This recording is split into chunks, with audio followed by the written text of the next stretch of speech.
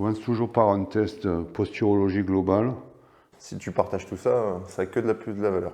Bon, t'as repéré le truc, mais en même temps, il était footballeur, il a le maillot du PSG. Arrête-toi, hein, tu vas pas me dire. Ça va être un acte thérapeutique sur son membrane droit. Tu marches jusqu'à la fenêtre et tu reviens. Oh ouais. Voilà.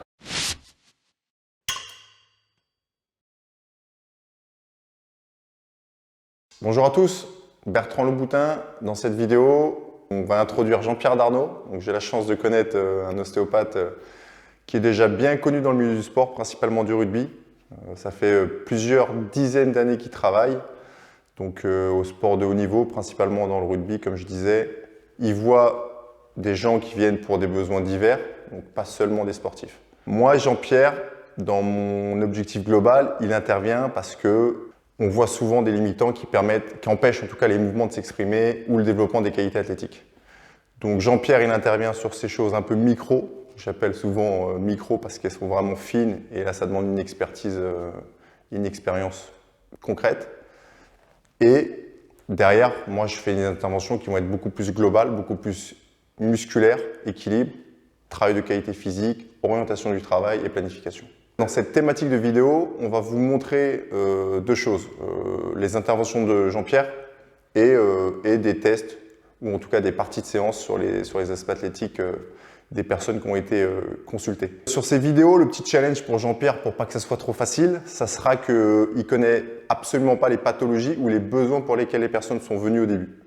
Il va arriver, il va faire ses diagnostics et il va devoir trouver finalement les besoins et les raisons pour lesquelles ces personnes sont venues.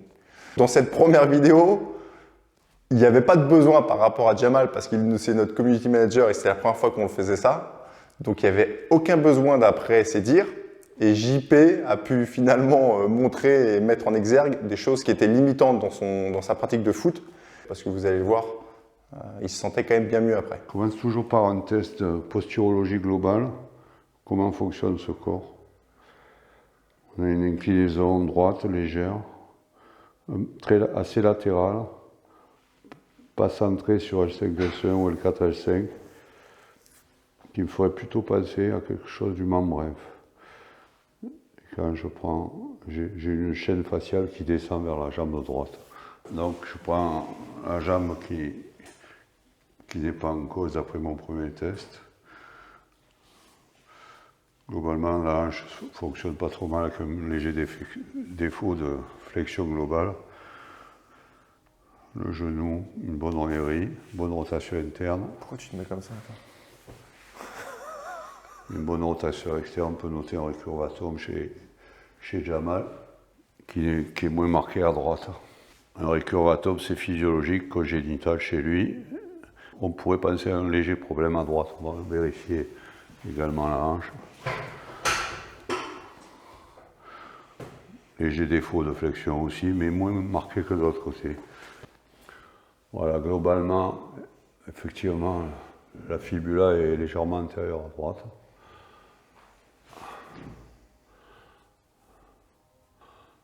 Avec une inversion un peu marquée à droite. Et effectivement, un tibial postérieur moins dense à droite, avec un tonus moindre.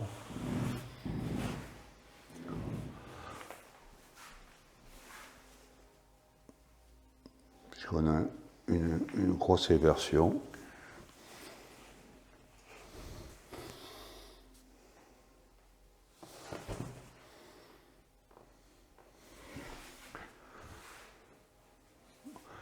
Donc globalement, ces membres inférieurs fonctionnent de la sorte. Membre gauche, globalement satisfaisant, un défaut de flexion, mais bon, qui est bilatéral. Mais surtout, pour moi, il y a un problème au genou droit, avec un défaut de rotation externe, donc d'extension, donc de récurvatome qui est physiologique chez lui, et un problème d'éversion avec un tibial postérieur qui a lâché un peu au niveau du tonus à droite, et une malléole externe fibulaire qui est légèrement antérieure à droite. Tu as eu un souci à droite, au genou. Quand je courais, quand je faisais du futsal, il est vrai que quand je mets trop d'intensité, des fois, il lâche plus facilement que celui. Il lâche plus facilement. C'est de là qu'il y a les douleurs. Ouais. Bon, t'as repéré le truc, mais en même temps, il était footballeur, il a le maillot du PSG. Arrête-toi. Hein, Et- tu vas pas me et- dire. T'es inspecteur d'Eric, toi. Allez, Ok, non, bon, JP, ce qui est intéressant, c'est savoir. Parce que toi, tu fais ça comme si tu vas au marché, ça fait 10 ans que tu vas au même endroit, tu connais tout par cœur. Mais nous, les étals, on ne les connaît pas. Donc, globalement, en fait, là, tu as fait ton diagnostic et après, tu as été tout de suite vers le bas. oui. Ok. J'ai expliqué qu'il y avait une latéralité Ok. qui n'était pas très en arrière, qui était plus latérale, qui me faisait penser que. Et quand je mettais ma main sur le sacrum, je l'ai dit, ça descendait vers le membre inférieur. On continue alors. On fait Vas-y. quoi maintenant? Soin? Donc, Jamal vient de me confirmer qu'il sent que son membre inférieur droit flanche, il me dit, c'est son mot, qu'il a une perte de force, peut-être du côté droit. Donc, mon premier acte sur Jamal, après mon diagnostic membre inf droit, ça va être un acte thérapeutique sur son membre inf droit. On dirait un compte rendu de chirurgien, tu sais, ils font ça dans les opérations. Donc, ce que je vais faire, je vais commencer évidemment par l'appui, donc par le pied. Donc j'ai bien dit qu'il y avait une malléole externe légèrement antérieure. Donc je teste le ligament tibulaire, tibiofibulaire inférieur. Tu vas passer du niveau R3 à R1, voire national 3. Il n'y a pas de souci. C'est là que j'ai mal. Ouais. Souvent quand je. Parce que tu Voilà. es venu, tu disais Jamal est que en train de confirmer qu'il a. Alors qu'au départ, il m'avait dit qu'il n'avait rien, qu'il voilà. était parfait. tout le monde. Ce serait plutôt le rétinaculum qui serait serré.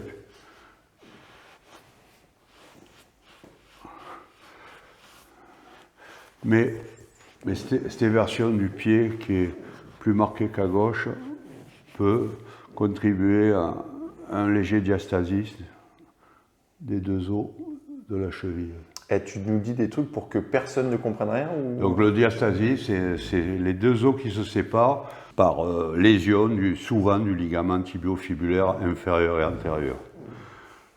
LTFAI. Enfin, un peu mieux, mais je suis pas certain que... Donc ce ligament étant rompu, les deux os se séparent. C'est très compréhensible. Non, mais moi je vois très bien.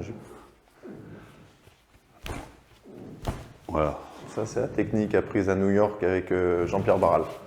Non. Voilà, j'ai une amélioration.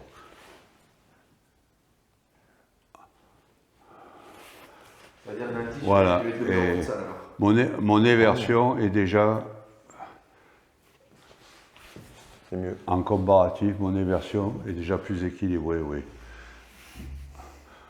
Donc, la suite logique est, puisque j'ai trouvé un tonus défaillant du tibial postérieur, je vais regarder son tendon.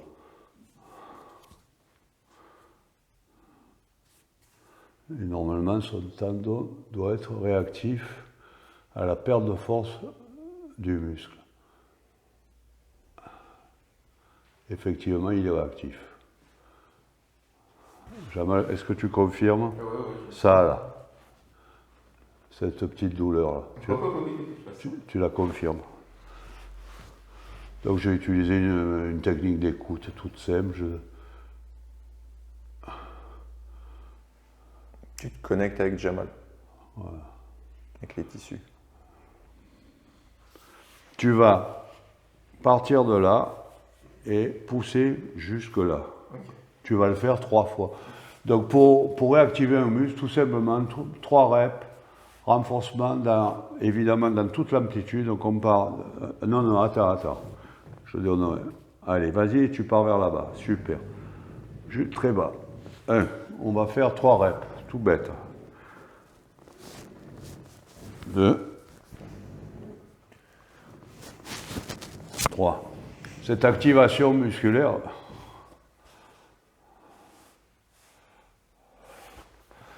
doit être refaite avant toute activité physique pendant quelques temps. Et si ça ne suffit pas, il faudrait établir vraiment un vrai programme de renfort. Ok. Donc j'avais une paire de récurvatums.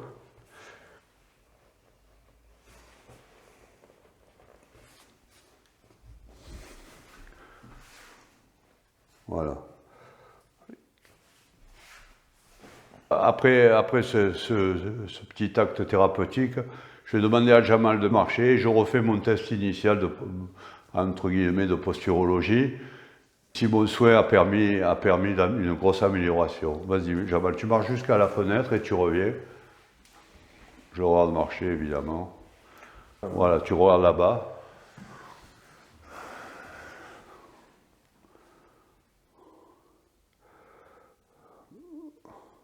Comment tu te sens? Donne-moi un ou deux mots. Bah, j'ai pas forcément de douleur, j'ai pas forcément de gêne quand je marche, donc il n'y a rien à dire, tout va bien. Donc, on ressent une légère. Je pense qu'on centre un léger problème sur, je pense, L3. Ouais. Donc il n'y a plus, le membrane a été corrigé, il n'y a plus d'a priori sur le membrane au côté lésionnel. Par contre, il y a un a priori sur la troisième lombaire, bon, qui est la vertèbre sommet de la courbure de la lordose. Non, tu te laisses faire. Voilà, il a plus de facilité à aller comme ça que comme ça. Ça, c'est dur. Et ça, c'est mou. Donc la vertèbre des rotations, en gros, c'est D9, D10, mais une troisième lombaire défaillante aussi. Donc là, l'IGP, tu continues. En fait, tu montes finalement par rapport aux étages articulaires. Ouais, tout à fait. Donc j'ai un premier test qui me donne une première lésion. J'essaye de corriger cette lésion. Si j'y arrive, j'ai un petit résultat ou un résultat flagrant. Mais par contre, il m'est apparu une nouvelle lésion qui était cachée, qui était masquée par l'état de son membrane, qui est une lésion de L3. C'est une vertèbre qu'il faut manipuler à minima. Donc je vais voir si ça peut permettre d'améliorer. Donc en fonction de tes manipulations, à chaque fois, il y a sans doute des... Il y a toujours un contrôle, il y a toujours un assess, c'est-à-dire un assessment. Ouais, tu réévalues à chaque fois en fonction. Voilà, je réévalue ce qui se passe.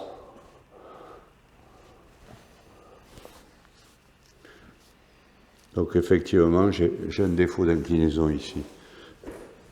Oh ouais. Voilà, sur le dos. Allonge. Effectivement, je dois sentir la sensation du relâchement. Voilà. Et je ne sais pas si vous aviez vu tout à l'heure Ça, on verra pas, le manque de flexion qu'il avait. Si, je le ressens. Moi. Il Je le ressens. a gagné énormément en flexion. La souplesse, elle est un peu toute seule. Voilà, vous pouvez. Et à gauche, c'est encore mieux. Alors, tu remarches. Je pense qu'il va falloir vérifier la hanche, mais tu remarches et je refais mon test de posturologie. Il y a plus d'allant au niveau de sa hanche. Le pas antérieur au niveau des hanches est beaucoup mieux. Voilà. C'est mieux là. Là, on a tout le corps qui part sur les deux talons en même temps. Ouais. Pour moi, dans l'absolu, je devrais le lâcher. Je vais quand même vérifier une des deux hanches. Vas-y, allonge-toi sur le dos. Hein? Même moi, je sens la différence. Oui, mais je sais. Tout à l'heure, quand les genoux, ils Non, mais toi, t'avais rien tout à l'heure et maintenant, t'as vu, tu vas mieux. Hein. Donc, effectivement, la hanche gauche est quasi parfaite.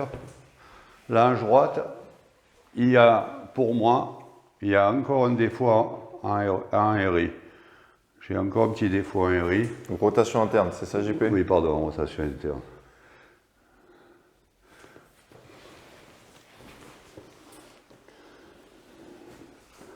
Voilà, elle est un peu décentrée.